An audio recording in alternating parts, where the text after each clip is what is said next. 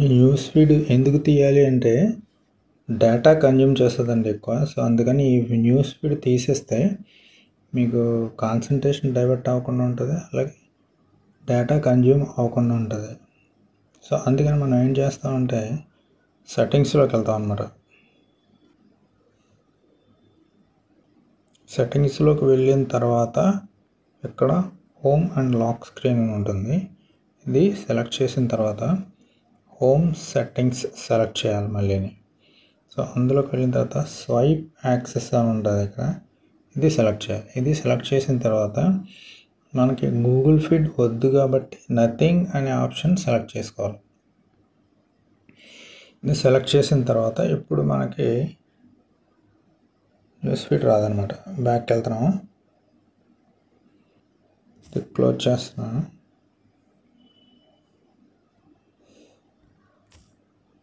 Close చేశాను. ఇప్పుడు చూడండి న్యూస్ ఫీడ్ రావట్లేదు అనమాట. ఇప్పుడు మళ్ళీ ఒకవేళ మీరు ఎప్పుడైనా సండే కానీ ఎప్పుడైనా మీరు న్యూస్ ఫీడ్ మీకు కావాలి అనుకుంటే ఇప్పుడు మళ్ళీ ఏం చేస్తారంటే సింపుల్గా అంటే ఇక్కడ సెట్టింగ్స్లోకి వెళ్ళి కింద చూడండి హోమ్ అండ్ లాక్ స్క్రీన్ ఉంటుంది.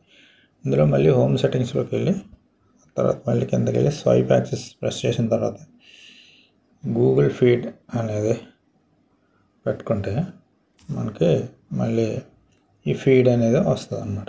ఓకే, ఈ విధంగా మనం గూగుల్ న్యూస్ ఫీడ్ని స్టాప్ చేయొచ్చు. ఓకేనా, thank you for watching. Please subscribe my channel. Thank you.